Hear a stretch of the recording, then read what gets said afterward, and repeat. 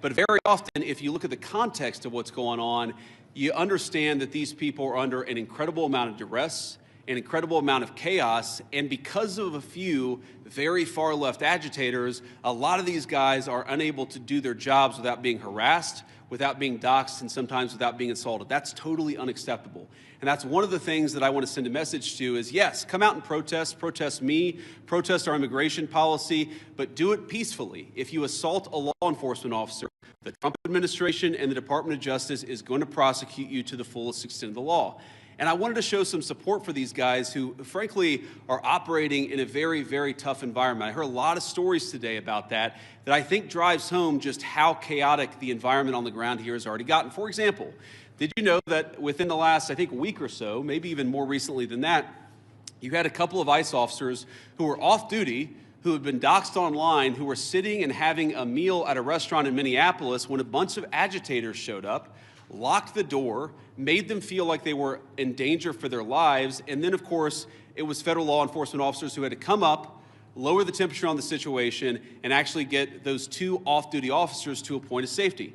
Now imagine, if you would, your life and your perspective on law enforcement if you can't even go to a restaurant without some agitators locking the door and making you feel like your life is in danger.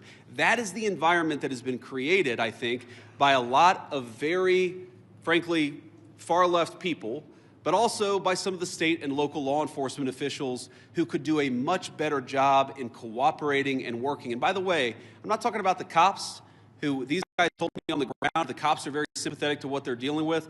I'm talking about state and local elected law enforcement officials who could do a lot better job in making their lives a little bit easier. And in the process, they would make the lives of all Minneapolis residents easier, and that's what we want. We want to be able to enforce the immigration laws on the one hand, while on the other hand, we want to make sure that people in Minneapolis are able to go about their day. And I want to say just one last point on this. So I heard from a business leader today who told me a very tough story, and I think so much of what's gone wrong in Minneapolis is people not trying to understand the perspective of somebody else. Try to understand what somebody else is experiencing, whether they're a law enforcement officer or anybody in the community here in Minneapolis. So they told me a story about this manufacturing facility where an illegal immigrant was being arrested. And as these employees are going into the manufacturing facility, all of a sudden, an illegal immigrant shows up. They don't know it's an illegal immigrant. And then a bunch of ICE officers descend. Now, these people just want to go to work. They want to go to work safely. And now, all of a sudden, there's a major law enforcement operation happening right outside their place of business. Now, from one perspective, I certainly understand why a business leader or why an employee would say, whoa, what's going on? It's a little scary, no matter your position in life, if a bunch of cop cars show up and they're arresting somebody. Now, the additional context is that we know that people online have been encouraging illegal immigrants that one way they can evade arrest is by showing up at a legitimate place of business, making it impossible for these guys to actually enforce our immigration laws. So while I can understand the perspective of somebody who doesn't want to see an arrest happen at their place of work, I can also understand the perspective of our immigration enforcement officers who have to do their job and can't allow a heckler's veto over our immigration enforcement. And so much of what's gone wrong is the failure to do that. And here's the point. We can do a good job of enforcing our immigration laws without the chaos, but it actually requires the cooperation of state and local officials.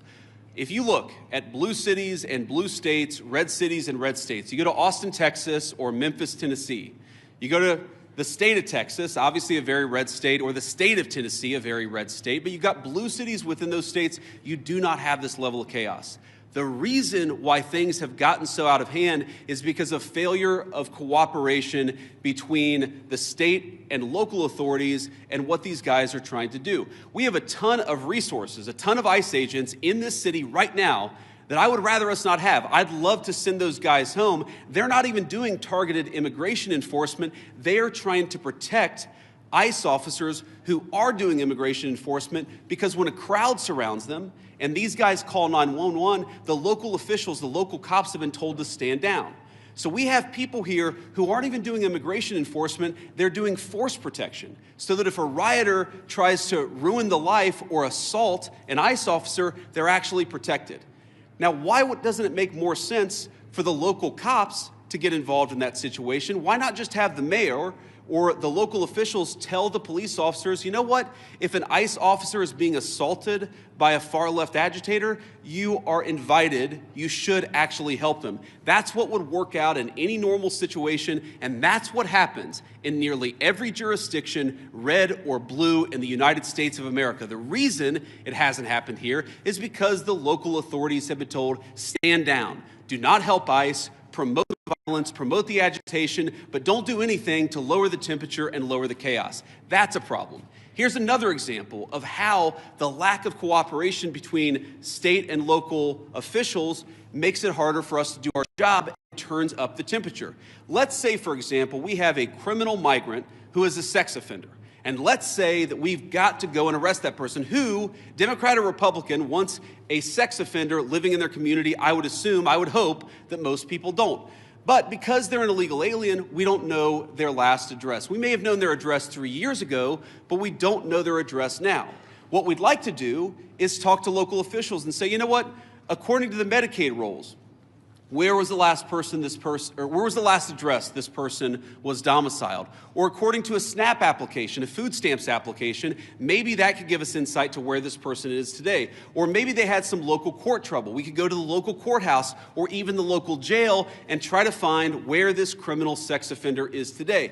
The local authorities have been told, do not cooperate. So these guys are trying to go out and enforce the law. They're trying to arrest sex offenders, but they're trying to do it in an environment where local officials have been told, do not help them, do not provide intelligence about where these sex offenders might be. This is disgraceful.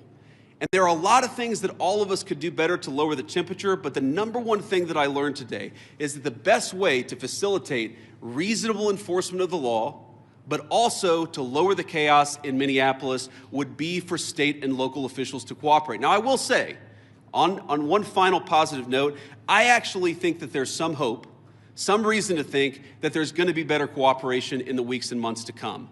I think that because I've talked to some of the local officials here. I think there are reasons to believe that these people are going to step up and actually ask the cops to protect our ICE officers when they're being assaulted, who are going to ask the local courts to cooperate with getting criminal sex offenders out of our community. That's a good thing. That's the good news, and that's something I'm going to work on when I get back to Washington.